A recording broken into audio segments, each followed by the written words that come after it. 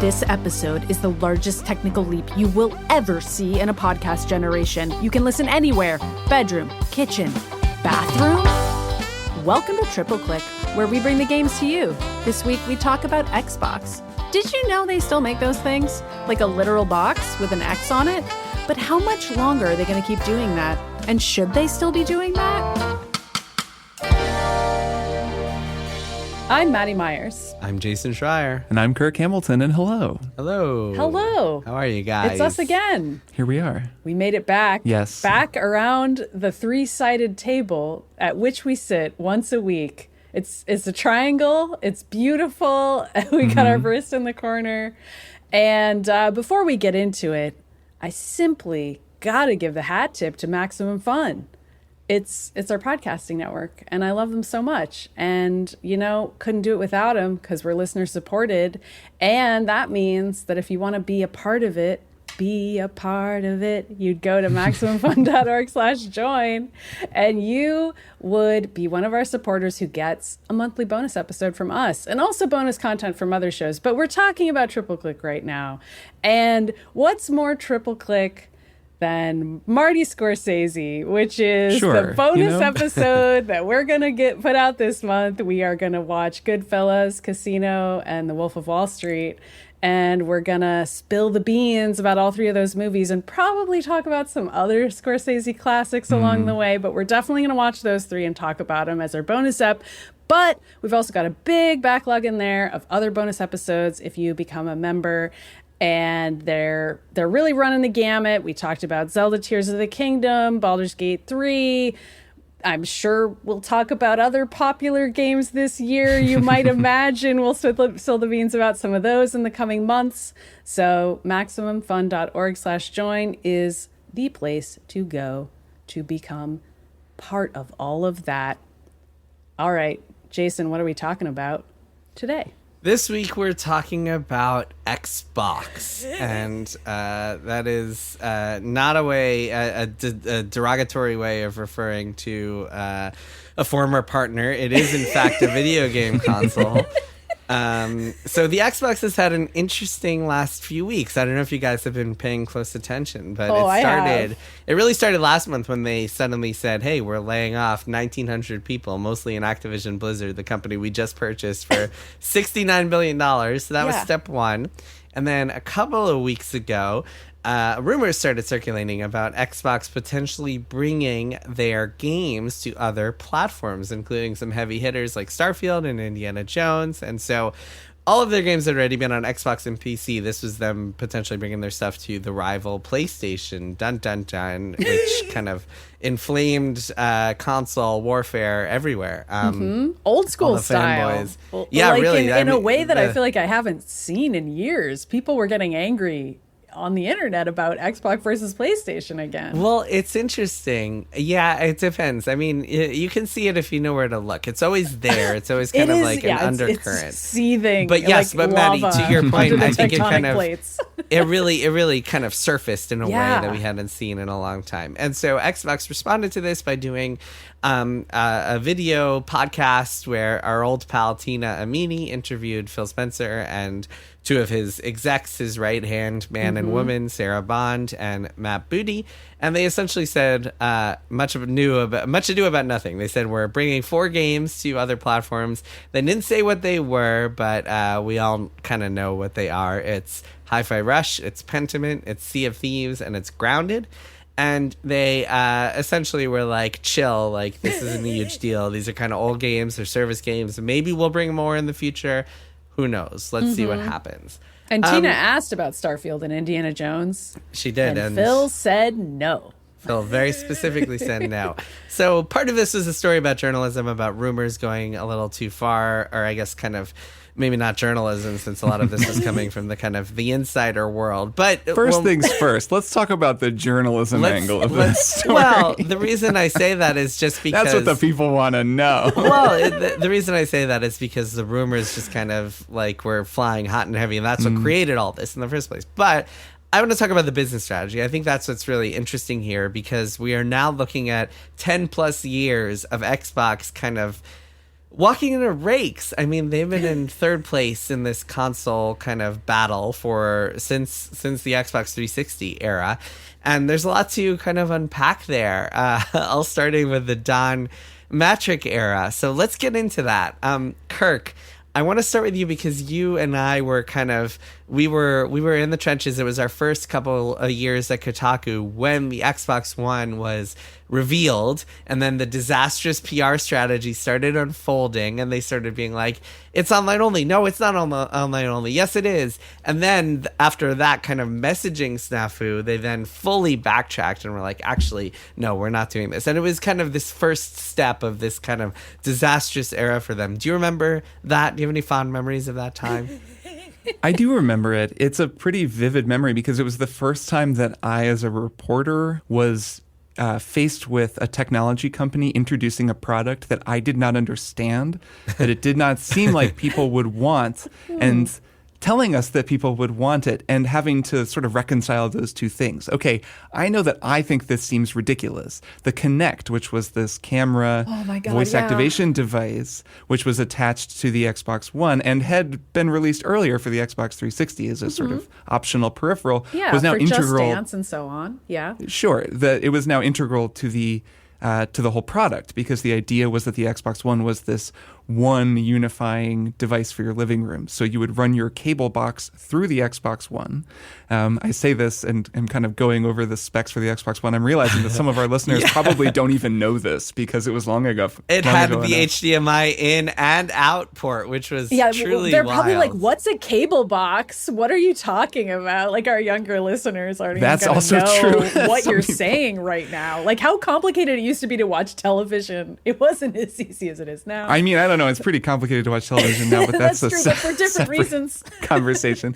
So you would run your cable box into the Xbox One, and it would become kind of like a TiVo or whatever, if any kind of those intermediary steps, and it would let you watch TV and then really seamlessly switch to gaming. And it was sort of like Microsoft repositioning themselves as an entertainment, just a more general entertainment company. This doesn't sound so controversial now, though, does it? That's what's interesting about it. They really banked on TV still being a thing. Yeah, and if you remember, they had games that were coming out at the time, like Quantum Break, the Remedy game, the Lost Remedy game, which had a TV show within it starring major TV stars, and you would watch the TV show while playing the game. The idea being that this sort of fits aesthetically with the idea of the Xbox One being this device that goes back and forth between live-action television and video games. Not just a game, a Remedy game, a game by the makers of Alan Wake 2 and Control. It's the Lost Remedy game, because Microsoft still owns it, and so Remedy can't make it again. Yeah, but the controversial thing, Maddy, was not this stuff. The controversial thing was that it was online only and required you to put in discs and had licensing attached to discs. It was this convoluted system. Yes, it was kind of all of a piece. I mean, and that's to bring it back to this idea of a tech company telling you that something is going to be amazing, and you thinking, I don't understand, I don't want this, I think this sucks. Which obviously we've recently had that experience with crypto and the blockchain, where it was the same feeling, where they're like, this is amazing, and I'm like, I don't understand it. So this was the first time I really remember feeling that way and thinking, this sucks. I think, and it was all tied in with that, the idea that that people wanted a console that could do that, the idea that online only was something that everyone was totally fine with, the idea that discs and games were just sort of secondary, which was largely a messaging thing, but it really was this feeling that the Xbox One didn't care as much about games.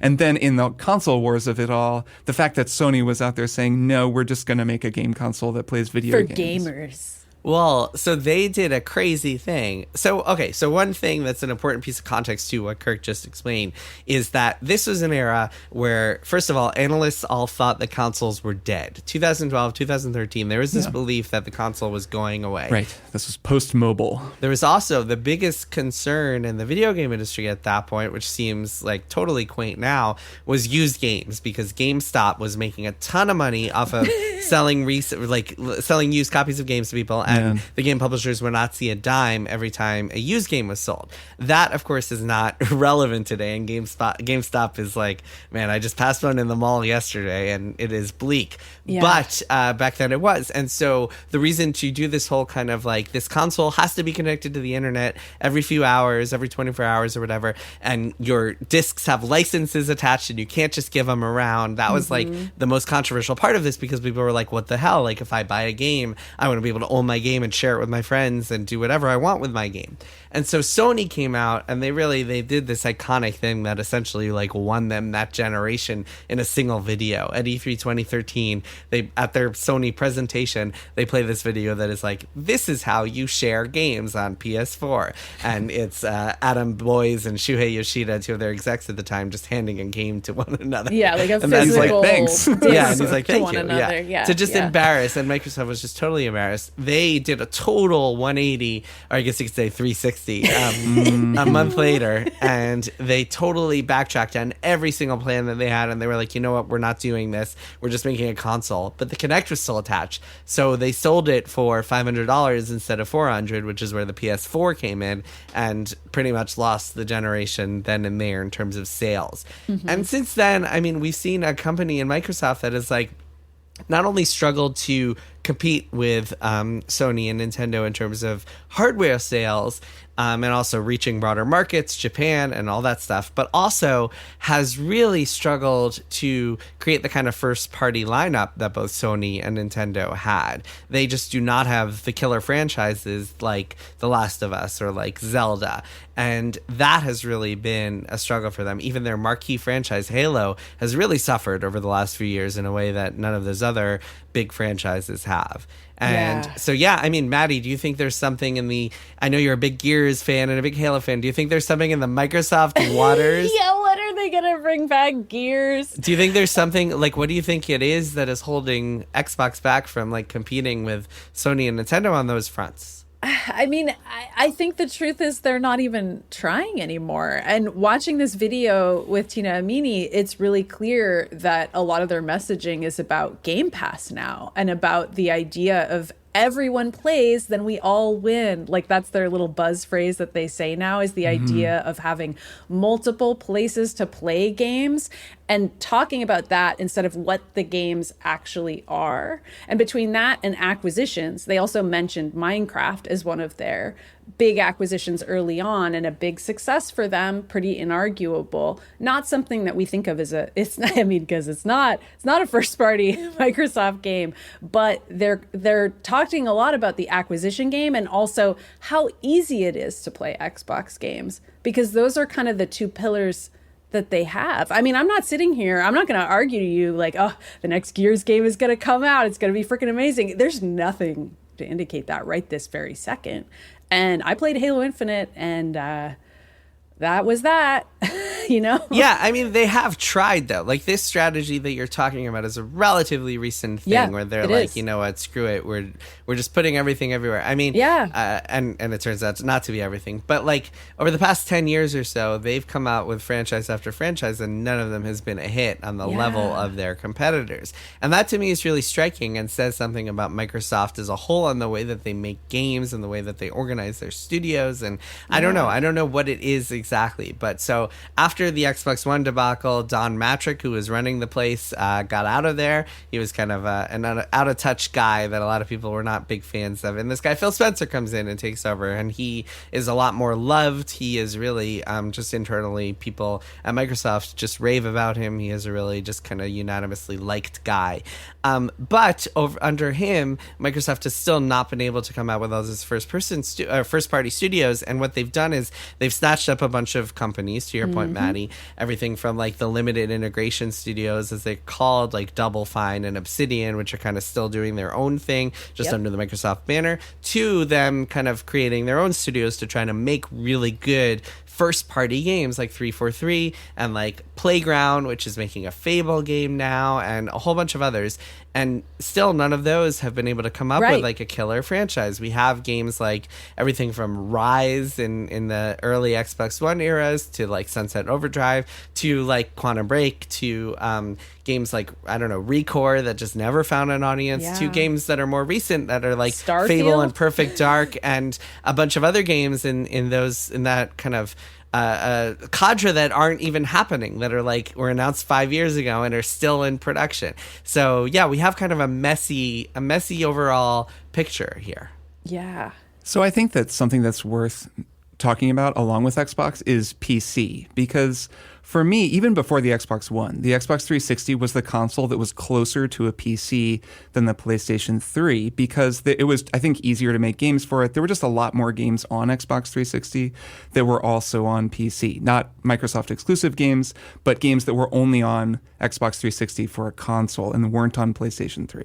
Mm-hmm. So I've always kind of associated the Xbox brand with PC gaming because Microsoft has always kind of had one foot in that world. Mm-hmm. And then at some point, I don't remember exactly when this was, they started releasing every single first-party game also on PC. Mm-hmm. And Game Pass is also on PC. Yep. And all of this created a world that I would say is far better for people who like playing games, even while it is maybe a disadvantage in the kind of console competition and the hardware sales competition that we're talking about. So we're talking about Microsoft making all these mistakes or like tactical blunders, but a lot of those so-called mistakes are also things that make it easier for someone like me who doesn't actually play games on Xbox to play every game I want to play, which is actually really great. I think it's so cool that I could play Hi-Fi Rush on PC and on Steam Deck. It was on Steam. It was like no problem to play it. Mm-hmm. That's really nice. And it's cool that now that game is apparently going to come to PlayStation as well. And then we're seeing on the flip side, Sony releasing Helldivers 2 on PC and on PS5 at the same time and allowing for crossplay. And it's this huge success for them. And it's so cool that people can play it both ways. So I don't know, I feel like Microsoft was ahead of the game on something that's really cool for players, even if it's led to some fair questions about why someone might buy an Xbox instead of just getting a PC and like a Nintendo Switch or whatever. Yeah, I think that's the point. Well, so yeah, that's the rub of it, right? Like the idea of Microsoft releasing all their games on all the platforms is objectively good for players. Like exclusives are very bad for the player because they have to spend hundreds of dollars on another piece of hardware to get those games. If you believe in like player first, whatever, consumer first, Nintendo and PlayStation should not be keeping games to themselves. Yeah, even saying consumer first is kind of loaded. Like I think it's cool to imagine a world without platforms where everyone can just play every game. But we're the three of us are but Kirk, the three of us are coming at this from a privileged position of being able to afford high-end gaming PCs and being able to generally play what we want whenever we and want. Have all Whereas the there are a lot of people out there who can only afford to spend maybe a couple $100 on an Xbox Series S, which is kind of the entry-level machine. And those people are looking at this as like, hey, first of all, is Microsoft not going to make hardware anymore? Like, what am I going to do? Second of all, am I not getting the best experiences anymore because I bought this Xbox? Like, to some extent, I think there is definitely a level here of people who are just like, I'm mad because games are coming to PlayStation and I want them to Wait a minute, though. But if those people feel that way, it's Sony's fault that they feel that way because Sony won't let The Last of Us be played on an Xbox. If Microsoft starts putting their games on every platform. Oh, I know. In no world is this a who's to blame or like what. No, but let's get down to it. Let's finally figure out who's to blame. Like we are talking, let me be very clear. When it comes to exclusives, the people making their games exclusive, that is an objectively bad decision for players. Like players all suffer when a company says, no, you can only play our game on that console. Like that is an exclusively profit-minded decision. Mm-hmm. I guess there's some technical advantages because if you're a game maker and you only have to make for if one you're a game console. maker and you only have to make games for a certain specification, that helps you as a game maker. So there are a couple advantages there, but from a player's point of view, that is objectively bad when the exclusive exists. So I guess I'm reacting to you painting a picture where a player feels bad about exclusivity going away, which was the picture you were painting with the Xbox person who's like, wait a minute. Right. Well, so it's less that exclusivity is going away and more what to extrapolate from there. Because if you see exclusivity going away, then you say, hey, is Microsoft just giving up on consoles? What's going on there? And that would be the concern if you're an Xbox player. But yes, I mean, you also have this situation where like for the three of us, and I think for a lot of people out there, it would be ideal for everything to be like PC. And really, I mean, if Microsoft, I said this years and years ago on our podcast many years ago. If Microsoft really wanted to compete, what they should do is create a living room PC that has an open garden and lets you hook up to whatever. And that would be man, if you had like an entry level PC, yeah, sure, make a console version. I mean, this goes beyond PC because now what they're talking about is putting their games on other platforms. Like if you can play Hi-Fi Rush on the Nintendo Switch, what I was getting at. Yes, you know, like that's just great. Like that means you don't have to be in a privileged position and have an expensive PC. You can just buy a Switch and still play a bunch of games from all different kinds of game developers. That's great. Yeah, it's 100% good news. But if you're the Xbox player out there who's like, God damn it, like I spent $300 on my Xbox and now I'm like, feel like it was a waste of money because there's nothing else I can get here that I could, like everything I can get here, I could get on other things, then you are probably a little bummed. Well, and you might also be thinking, if I can play Xbox games on a PlayStation, but I can't play PlayStation games on Xbox, then why did I get an Xbox? Because those are apparently the games I can play, quote unquote, anywhere, or they're going to be, right? I mean, that's what you're getting at. Yeah, I guess the nice thing about this is that they're telling people, well, for now, there's still going to be games that you can only play on console on Xbox. And then if you did buy an Xbox, you have, they're going to be new consoles in 4 or 5 years. And by then, maybe the landscape will look different and you can make a different decision by then. So it seems like you'll still have some time to enjoy having things that make your Xbox feel special. And then when it's time to make a new decision, it could be a much easier decision to make because you can just get, I don't know, one console that can play everything. I mean, I'm certain it won't be that great, but Yeah, I mean, we don't know yet. We don't know what this roadmap is going to look like ultimately. But I think it's worth noting here that this is a company that has now spent 10 years just kind of not only just like stepping on rakes, but like totally just not knowing where it's going while stepping on those rakes. And we've seen the strategies just kind of like shifting in all sorts of different ways over the last few years. Now, this is just kind of the latest milestone in it. I think Phil Spencer has always made it clear that he wants games that can be played anywhere. But at the same time, he's also said, like, we're gonna have exclusives every 3 months for you Xbox fans, and hasn't quite delivered on that stuff. My understanding is that what happened more recently within the past couple of years, I'm not sure exactly when, is a pressure from above, like Microsoft CEO Satya Nadella level, to look at that revenue, to look at those P&Ls, to like say, hey, like we need to make more money off of this thing, which I think is the main reason that we are now entering a world where like Microsoft wants to get a few million more Sea of Thieves players from other consoles. Yeah. Also, the first party question that you asked at the outset, Jason, is probably going to haunt me for the rest of this show. Like in my head, I've just been going through all the first party Xbox games and being like, wow, no, I'm not really in. That's not, that didn't really work out. Like, and I kind of just tossed off Starfield, but just the fact that at the outset of the call, or with Tina Amini, that podcast, I shouldn't call it a call. It was like a call, the call with Tina Amini. They were like, don't worry, Starfield's still going to be exclusive. I'm like, does anyone care about that? Like, Starfield was pretty good. Are there people? I mean, do you know what I'm saying? Like, not even in a way to diss that, but like, have people just been clamoring to play that on another platform? I'm not sure. And also, I feel like even Xbox's own messaging on this has changed so much that it was super weird to kind of go back to console wars rhetoric again in this conversation, because it's been a while, like many months, since I've heard the full phrase Xbox Game Pass. Most of their marketing says Game Pass now, because they want you to remember that you can play it on PC as well. And they didn't want players to be confused about that. And there's tons of games that are available on both your PC and your Xbox. And they want you to install Game Pass and the Xbox little toolbar in both places and just have cross save and cross play with your friends who have it on another platform. That's what they want you to be feeling like. And to hear them saying the phrase Xbox Game Pass again and talking about the Xbox ecosystem, like, it's been ages since I had any PR or conversation even with a Microsoft person that used those phrases. Those have been kind of melted away in favor of this idea that the idea, the Xbox identity doesn't matter so much as the fact that we have so many games. And their big announcement was Diablo 4 is going to be on Game Pass. It's not a first-party game. It is a great game. It's a fun game to play with your friends.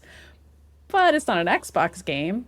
You have to wonder, the Activision Blizzard acquisition is such a weird part of this whole strategy. They spend so much money on that. Yeah. First of all, the amount they spend on it, $69 million, looks a lot different today than it did 2 years ago, where interest rates were like at the bottom of the bottom of the chart. Second of all, how does this acquisition fit into their strategy at all? I mean, they've talked about like mobile games and wanting to get more into the mobile space, which makes sense if you're a gaming company, but like, how does that fit into what you were trying to do with all the rest of your branches? Are you really you just want Candy Crush and like that's what you're going for here? None of it really makes sense to me. Yeah. I wonder if they kind of want a Fortnite. I mean, a game that's just cross-platform on just about every single platform, allows for cross-play, is not really branded super heavily to, in Fortnite's case, Epic, but just a game that is so ubiquitous and very profitable that they can just make money off of it purely as a software company. Well, everyone wants a Fortnite. And if anyone's going to make something like that, Blizzard could be a company that would make it, and also has several games that at least function in that realm. So they make sense in that way. Right. I mean, Diablo, it's not a Fortnite per se, but it's a big, fun multiplayer game that you can chat with your friends on voice chat while you're playing it. That part of it very much reminds me of a Fortnite or a Roblox in that it's as much a social platform as it is a game. But also, follow-up question, should we be referring to Diablo as a first-party Xbox game now? Like, I just said that it wasn't, but maybe I'm wrong. Maybe it is. Maybe it's a win. And if you don't have any good first-party games, the solve is buy them.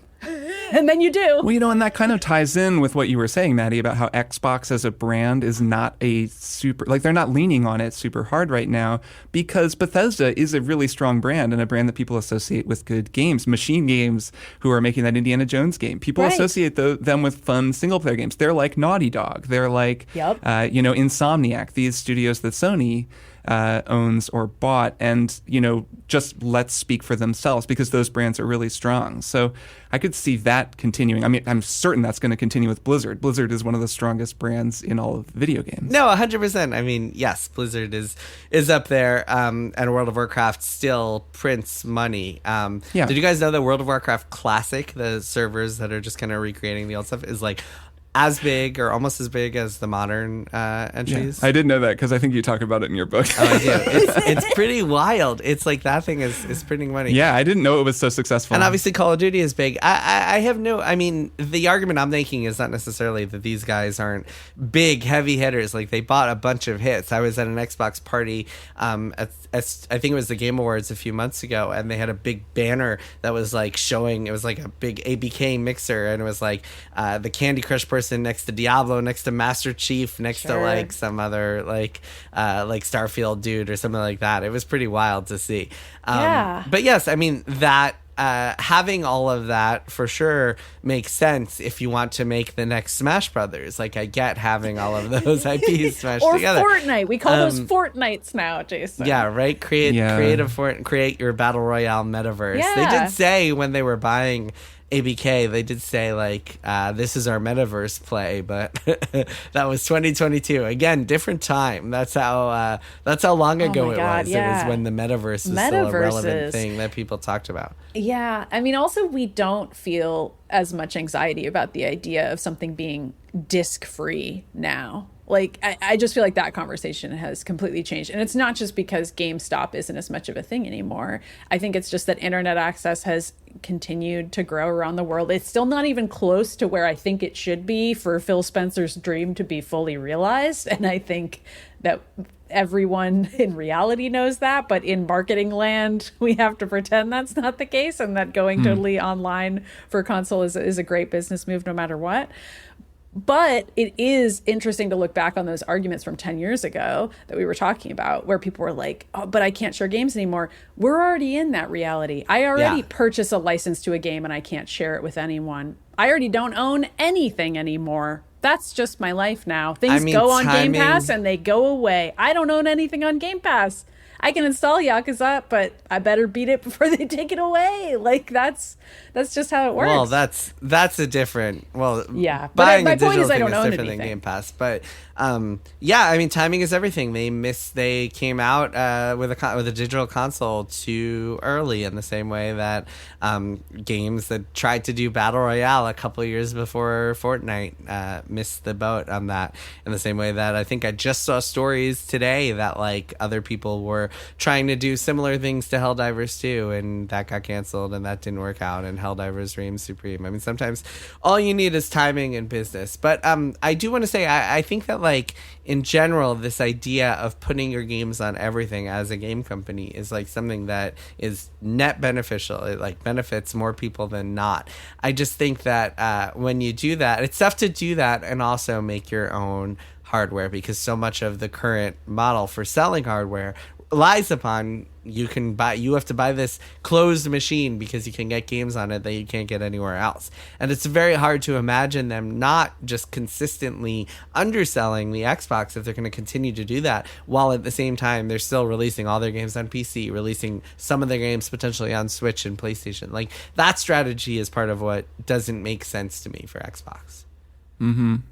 You don't think they just make money in such a different way now that the fact that they're getting away from hardware isn't as much of a concern for them? And it is, of course, a concern for the people on the internet who come forward in times like this and get very anxious about, like, oh, does it even mean anything to own an Xbox anymore? And what are they going to stop making consoles then and just become a software company? Like, those are the kinds of kind of fearful arguments that Phil Spencer had to address right off the top and be like, don't worry, there's still Xbox games. We're still going to make another Xbox console. But that probably isn't where they're making most of their money now, right? I mean, it's probably all Game Pass, right? I mean, I guess we don't know. Yeah, I mean, you could imagine a world where the next Xbox or where a future Xbox is essentially that gaming PC that we were describing earlier. It's a place you log into, right? And it's a piece of it's a piece of hardware that plugs into your TV, Or that. but it is basically a PC, and all the games on it are also on PC, and it's just for people who want something easier to use than a gaming PC and, like want that device. And it's just one option among many, just sort of like TVs or anything else. And I don't know, I could see that. And given what you're saying, Maddy, and I think that could well be true, that they're not making a ton of money on hardware anyways. It's just something that they make in addition to all the software they're making, which is where they're making most of their money. To be clear, it's not that they're not making a ton of money on hardware. They're actively losing money on every piece of hardware they sell. Yeah. So like even more of a reason. And this has been the case. They sell Xboxes at a loss, and this has been the case for a while. I think Sony also sells PlayStations at a loss. I believe the Switch is profitable, but those machines are worth being sold at a loss because Xbox therefore can sell you games on their store and not have to pay a 30% cut to whatever store they're selling on, and presumably you'll buy enough software to justify that, or you'll just buy enough of their software, or they'll take a 30% cut of all the other games that are being sold there. So for them, It's worth it. But at what point does it become not worth it? And I think that's a viable question, and that's the reason to look at the console sales, right? Like, it's not the only person to whom it matters that PlayStation is outselling Xbox 2-1 are really the only people that number actually matters to are the console warriors. Like, who cares what the numbers look like? The proportion might not matter, but if one console is lagging so far behind that the business starts not making sense anymore, then people at the Satya Nadella and Amy Hood level start to wonder, like, why are we still making consoles? And the more that Microsoft moves away from exclusives, the fewer units they're going to sell unless they find some other like useful gimmick. And Xbox Game Pass was in theory like a good way to do that, but the fact that they put it on that they have it on PC as well and could potentially put it on other platforms, like, if there's really no selling point to the hardware, then why are you selling the hardware? That's the thing I don't understand. And I'm not saying this as a like I wish that Microsoft would put exclusives on their hardware sort of thing. In fact, I think, like I said before, I think the way for them to go that is most beneficial to everybody is to release living room PCs, because those I think would sell well and be open to everybody and just like check all the boxes that they're trying to hit here. Yeah. Let me throw this out there. What if Microsoft released a Steam Deck style handheld gaming PC. That's- Because the Steam Deck has proved to be pretty popular, and I could see Microsoft making a pretty great device. Like, their controller is killer. They clearly have good engineers. Yeah, and Sony's putting out that like weird PS5 handheld. Well, that's like a streaming device, right? If Yeah, they put out that's something not that even- was better than that. Well, I just mean like the handheld trend is in the air. Everyone's It talking is. about handhelds. They're It out is. there. Well, so the trick to that would need to be open garden. And that's the thing where I really Yeah. just can't understand Microsoft's strategy. Like, look, if you're putting your games on everything, if you're all about like platforms and not hardware anymore, you want to be on everything, fine, great. But That's do a it. great Do it strategy. for real. But yeah, do it for real and open up your box.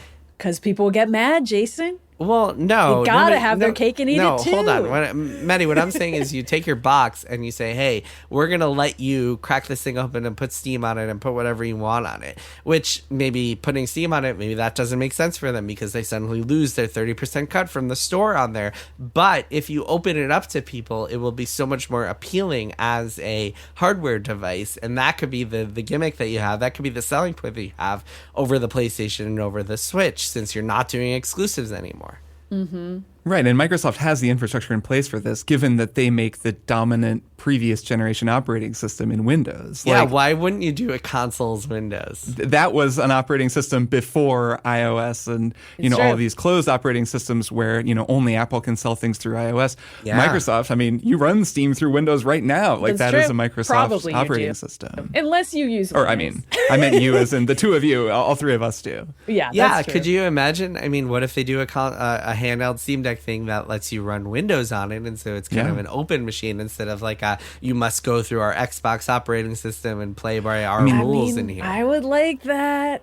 That's already been the defining attribute of the Steam Deck competitors that don't use Proton and run Windows instead. They just haven't. They're not quite as good as the Steam Deck in other Right, ways. yeah. it would need to is be. that it's a little easier, and I don't have to like read extensive how-to documentation on trying to get Chiaki to work on my freaking Steam The Deck. file system isn't a labyrinth of madness. I would actually really appreciate if the Xbox bigwigs would go ahead and put out something that made it a little easier for me to just, play PlayStation games on their console. Yeah, open up the freaking box. Open up the garden. Whatever metaphor we're doing. That might do it because it's hard to imagine. I mean, what else is the selling point? Like this last generation with the Xbox Series X, they tried to make their selling point that this is the most powerful hardware. And Yes. I believe I said at the time that doesn't mean anything right now because you don't have a game that can take advantage Well, of it. and then you look at the Switch with Tears of the Kingdom, the most Right. advanced and Well, exciting you game look of at- all time, running on this ancient. But have you seen what the Xbox can bench and what it can deadlift? Right. It is way ahead. It can deadlift 380. It's really impressive. How vascular is your console? It's got so many It's veins. so strong. So veiny. So strong, you guys. So yeah, I mean, we're like in this world where Xbox said like, hey, we have the most powerful console. 3 years and 3 months later, that means nothing. Like I said at the time, it meant nothing then. It means nothing now. means nothing Nobody. now. When is the last time you saw a game that was like running significantly better on the Xbox than it was on the PlayStation? Like that's not happening, and we're not in a world where that matters at all. So they really need to. I mean, can you guys think of any other selling points or like why would they make a console? I mean, no, because I feel like the people who want the quote unquote most powerful thing are just going to build a PC or buy a PC and they can still play Xbox games Right. on there. So there Yep, you go. 100%. So if you're trying to market to the hardware enthusiasts, you've already lost them because they can just go ahead and buy something extremely powerful that isn't necessarily an Xbox, but can still play Xbox games. So even talking about hardware, which they did have a line in the interview with Tina about, but our next Xbox in 2025 Yeah, or and they whatever it said was, there's like a quote mind-blowing they said hardware. where they were like, that one's going to be really powerful. It's gonna knock your socks off. They leaned on it again, just the classic console manufacturer line of, well, the next generation, you just won't believe it. Your eyes Maddie, are gonna did melt. they say they didn't say 2025, right? No, you they just didn't. I guessed made that up. Okay. But yeah, I think I have further no than idea that, when it's but coming. yeah.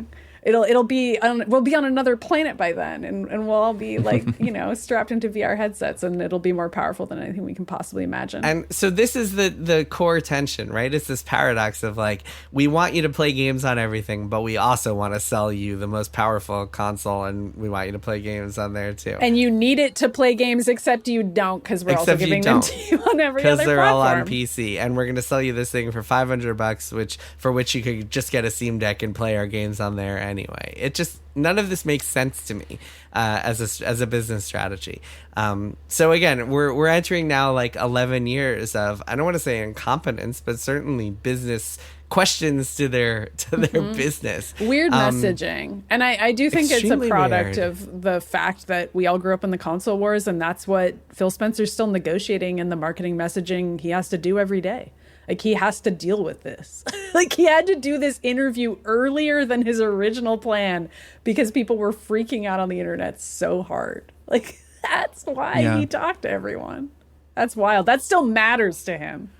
It's a question that we don't really get all the data, get enough data to answer. But basically the question of, is it better to have as many people as possible playing a game? Yes. Or is it better to restrict the number of people playing the game in order to incentivize them to buy our hardware, and then all the store and our percentage?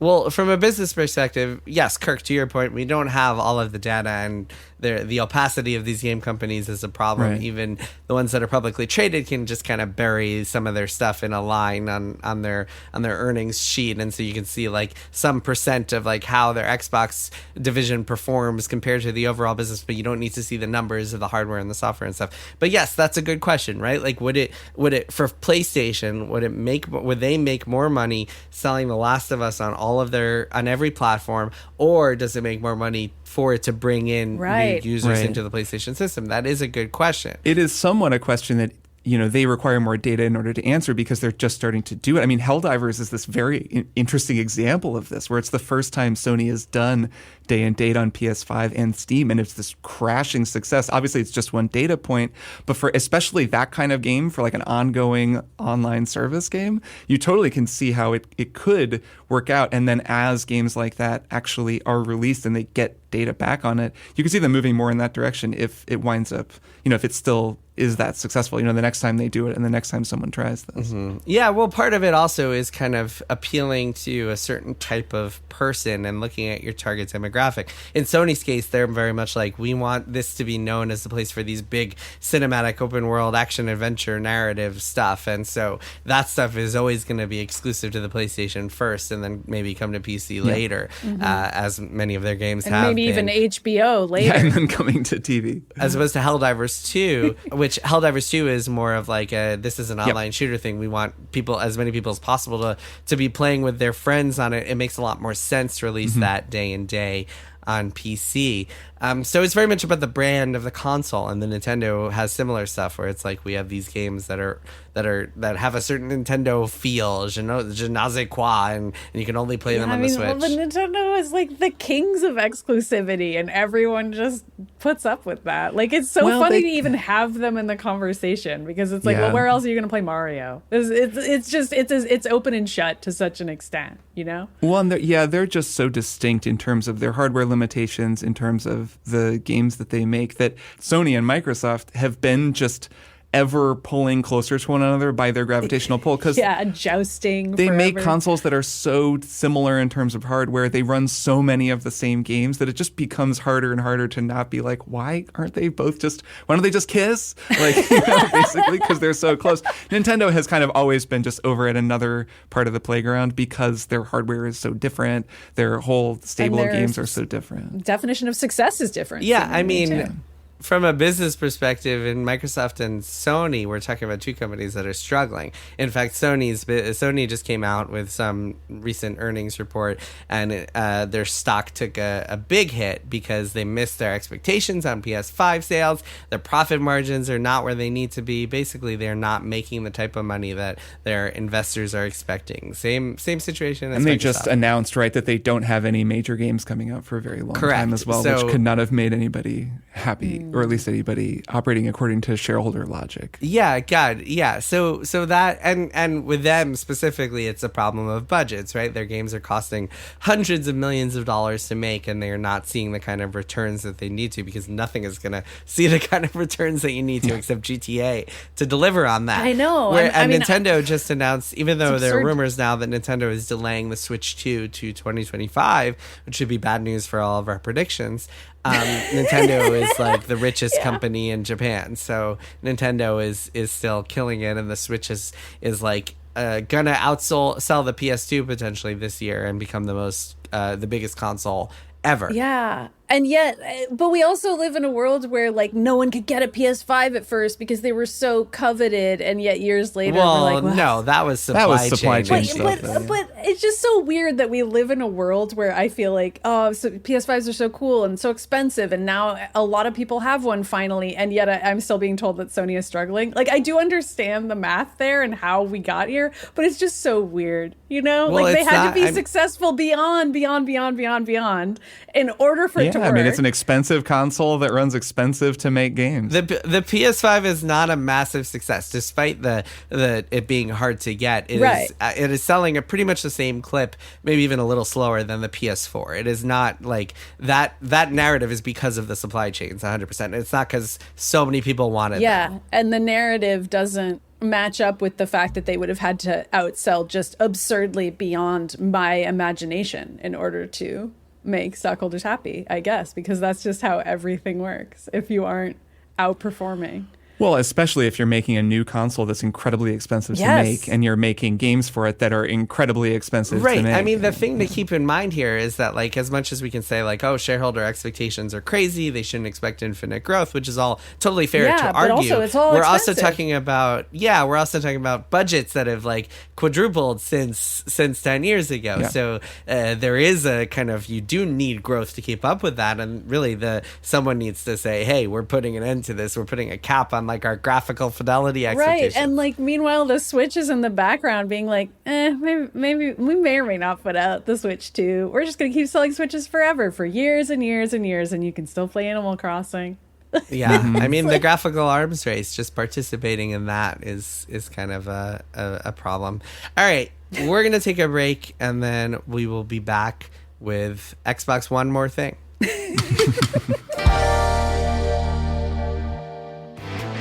Have you ever wanted to know the sad lore behind Chuck E. Cheese's love of birthday parties? Or my Saturday mornings are reserved for cartoons? Or have you wanted to know how beloved virtual pet site Neopets fell into the hands of Scientologists? Or how a former Mattel employee managed to grow Sega into a video game powerhouse? Join us, hosts Austin and Brenda, and learn all of these things and more at Secret Histories of Nerd Mysteries, now on Maximum Fun. The following are real reenactments of pretend emergency calls. 911. My husband! It's my husband! Calm down, please. What about your husband? He loads the dishwasher wrong. Please help! Please help me! Where are you now, ma'am? At the kitchen table. I was with my dad. He mispronounced his words intentionally. There are plenty of podcasts on the hunt for justice, but only one podcast has the courage to take on the silly crimes. Judge John Hodgman, the only true crime podcast that won't leave you feeling sad and bad and scared for once. Only on MaximumFun.org. And we are back. Kirk, I think your One More Thing is relevant to our discussion today. It is. It is. My one more thing is Helldivers 2, one of the best video games I've played in a very long time. It came out of nowhere and totally rules, and I'm very excited to tell listeners and the two of you about it. So, as I'm sure a lot of people know, just from headlines, this game, Helldivers 2, suddenly became the hottest thing since, I don't know, since Pal World? Yeah, since Pal World. Yeah, it kind of has usurped Pal World in the video game headline generation. The hottest games. thing in 3 weeks. Yep. Yeah. Yep. It's the new hotness. Helldivers is a sequel to a 2015 game that I notably wrote about and tried to tell the world to play back in 2015 with a headline that was based something along the lines of Helldivers 1 is basically Starship Troopers, the video game. And Helldivers 2 is even more Starship Troopers, the video game, and is incredibly fun. So this is a online game playable with up to 4 people, pretty much a co-op multiplayer game. that I would say feels a little like an extraction shooter, actually, even though it's PvE. You're not fighting against other players, but it is the thrill of going into dangerous territory and completing objectives and blowing shit up and then getting extracted and waiting for pickup and holding off the onslaught of the horde so that you can get onto the ship and fly away. That's the kind of type of game it is. It's a third-person, over-the-shoulder shooter. But what makes it special is, well, the vibe, the humor, the writing, and the world, that's part of it. And part of it is actually how kind of hostile to the player it is in a lot of really amazing ways. And that's just kind of what I wanted to mention about it here, since I'm guessing we'll probably talk about it more in the future. Definitely. This game is very much styled after Paul Verhoeven's Starship Troopers, this kind of ironic fascist world. It's called Super Earth, that you're a citizen of. And on Super Earth, they have managed democracy, which is like democracy, but it's a little more predictable. We manage the outcomes a little more. And then, so if you've seen that Starship Troopers, it is very much the world of, would you like to know more? I'm from Buenos Aires, and I say blow them all to hell. Mm-hmm. It's very much like there are bug aliens out there in our colonies, and we're going to go kill them. And so you play as a meathead grunt called a Helldiver, who is extremely disposable soldier sent by Super Earth's military from a giant battleship that you get to name, one of a bunch of really amazing names. Mine is called the Queen of Wrath, but there are a lot of very funny ones, like I don't even remember, the Patriarch of the Constitution or something. They can have very funny names. So they're like Destiny gun names. Even sillier. It's all very, very silly. Like, everyone is just yelling about democracy all the time. The tutorial in this game is hysterically funny. So you go out with your ship, and then you meet up with your friends, and what's going on in this game is a kind of ongoing war. There's a war front that is updated in real time according to everybody's game. And because this game is extremely popular, like, that's been the ongoing narrative of it over the past week, is that it's broken 400,000 concurrents on Steam. It's like about to crack the top 5. We're recording this on Monday, so maybe by the time people are listening to this, it will have. It's been very hard to play it because the servers are just a total disaster. I have been able to play on and off, but it's been very, very frustrating. I will note that because I know a lot of people are very frustrated by it, even though I'm going to mostly just focus on the game. I should note that. They say they're going to have a server fix this week. I think probably by the time people are listening, it should be easier to play. But it has been pretty annoying. So anyways, you get with your friends, and then there's this battle map that you go over to. You can all four go up to the map and look at it together, like a kind of G.I. Joe screen, which is sort of fun. And you're all on the ship, in the same space. And you pick a battle, and like the war front is like, it'll show, percent liberated of this front. And that's like some bug planet. And it's a little bit percent liberated. And each time you go into a mission, it moves the needle a little bit further. And then over time, new fronts are going to expand. Right now, you can either go fight bugs that look just like the bugs from Starship Troopers, or robots that look just like the Terminator. And like, they're very different missions. Like, it's really fun how different they are. But those are the two fronts. And in the first game, there was a third kind of enemy. They were called the Illuminate, and they were like an alien psychic species. So it's really the Zerg and the Terran, and now then they're going to hopefully add the Protoss. So there's like, you'll get missives from Super Earth where it's like, a new front has opened up, or like, we've had to fall back from here, and you're following this real-time battle that everyone alongside you is fighting, which is very cool and something the first game did as well.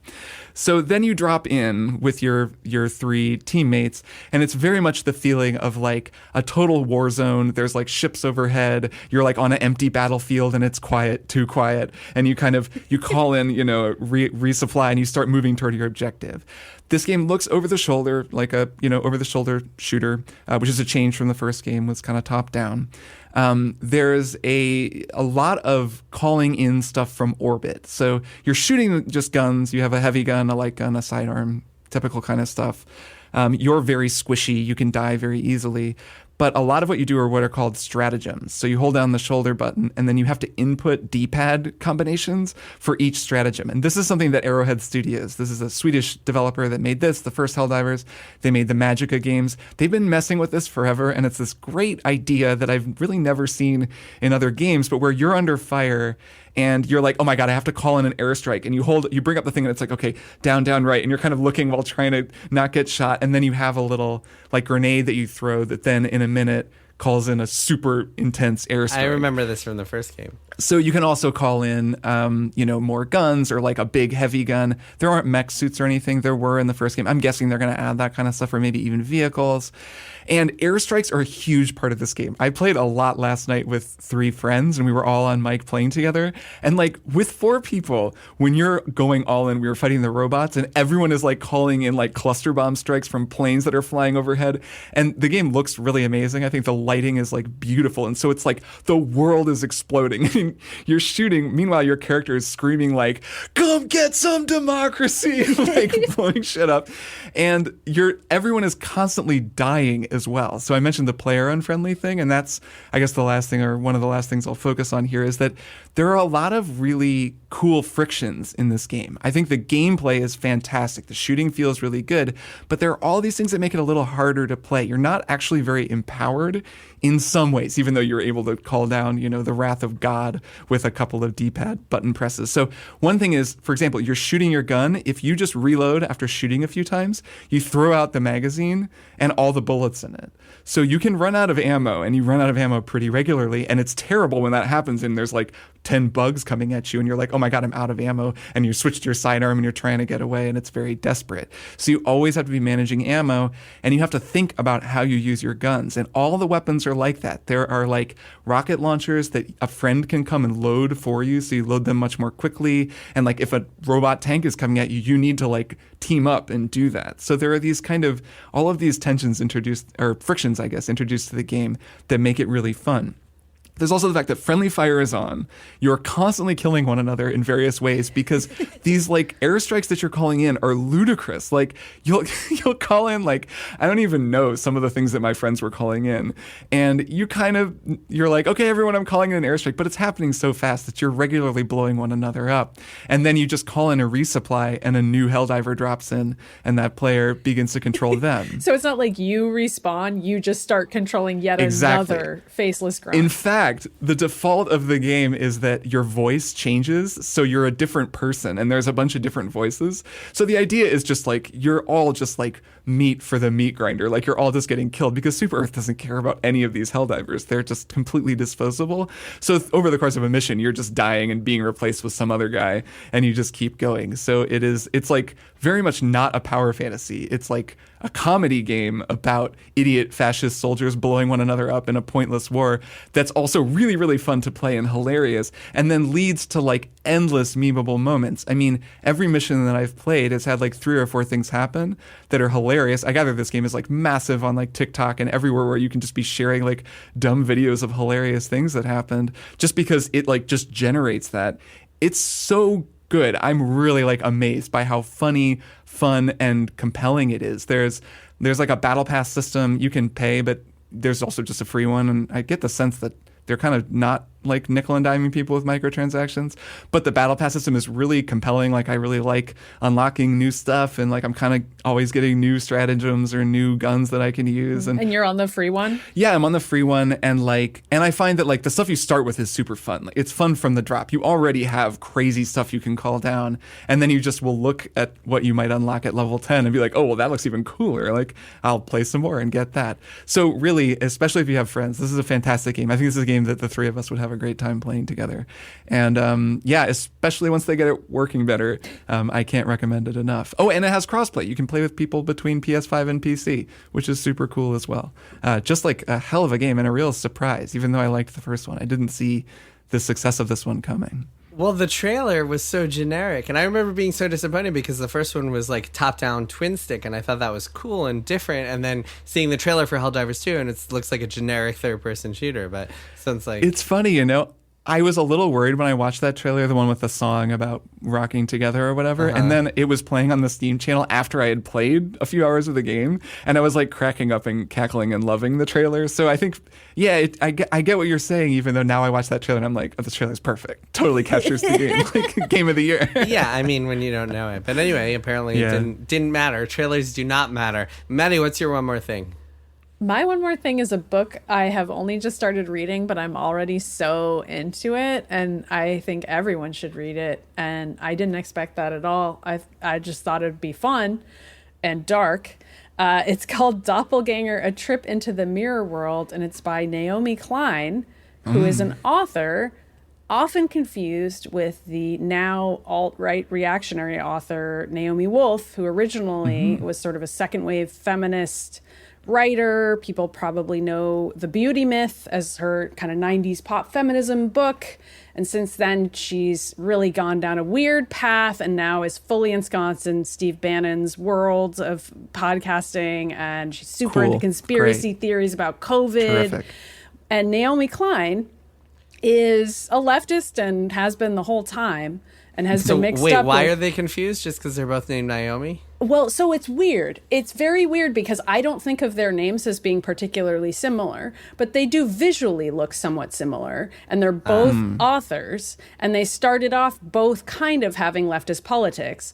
And so Naomi Klein's book kind of starts just in chronological order with the first time she got mixed up with Naomi Wolf, which happened in 2011 at an Occupy Wall Street protest that she attended, where she literally overhears other women talking in the bathroom about something that Naomi Klein said that was totally out of touch. I see. So this book, Doppelganger, is specifically about the thing that the mix-up between these two. Okay. It's about I thought you were just like table setting about who Naomi Klein is, but that's what the book is about. Okay. That's what the book's about. Got it. That is what I thought the whole book would be about, was just Naomi Klein slowly losing her mind over the past 10 years over this really weird thing that's been happening to her, where this other woman has become just totally weird right-wing conspiracy nut. And they both were just authors to begin with who kind of had nominally progressive politics, but now they've completely diverged. And again, I don't consider their names to be that similar, but somehow this has just become a thing in Naomi Klein's life.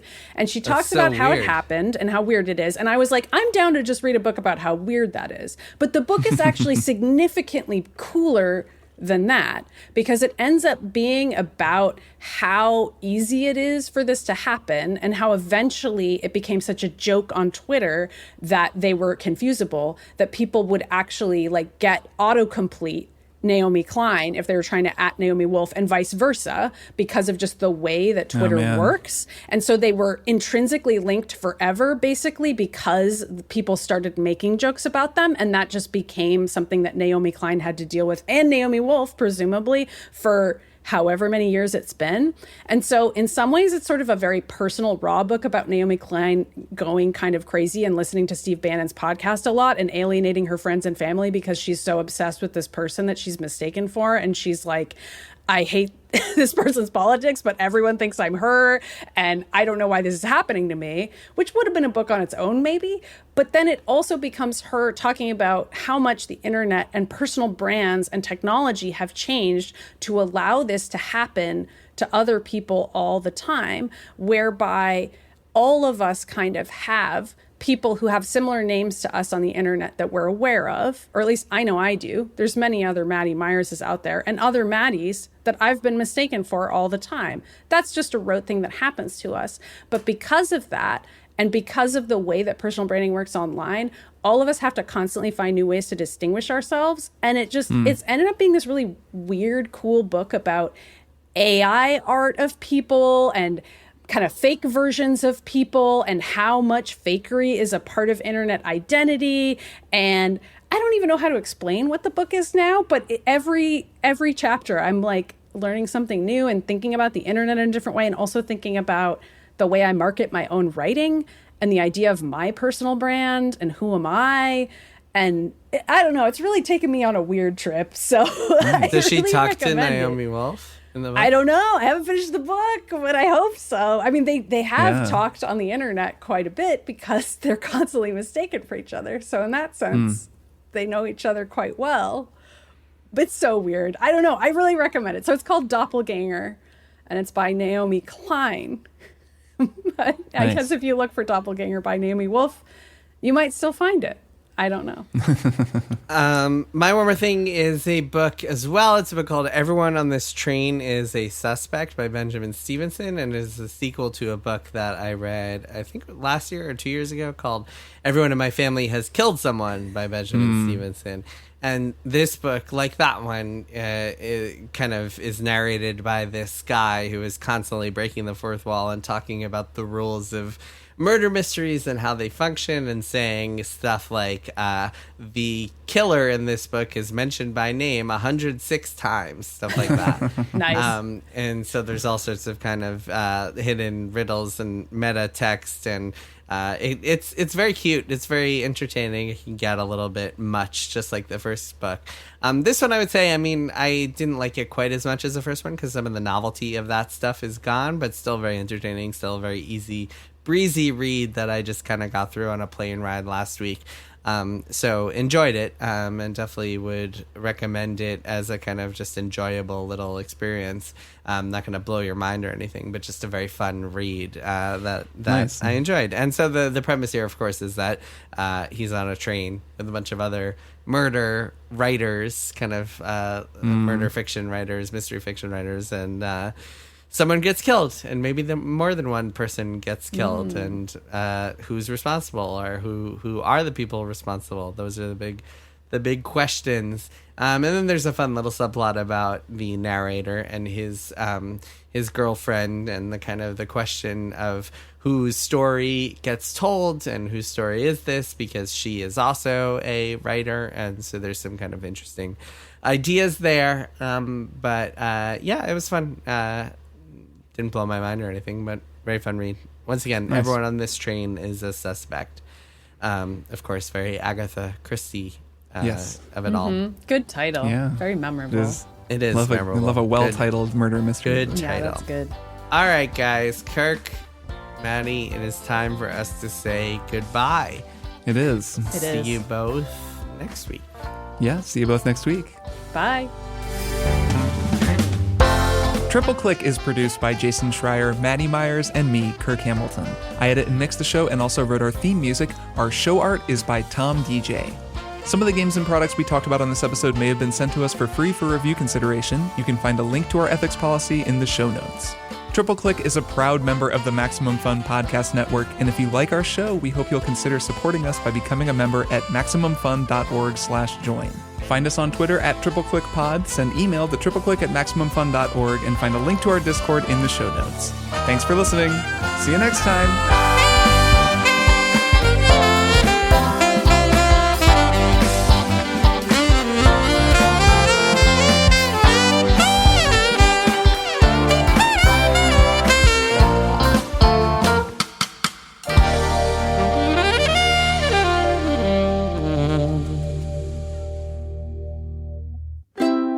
Maximum Fun, a worker-owned network of artist-owned shows. Supported directly by you.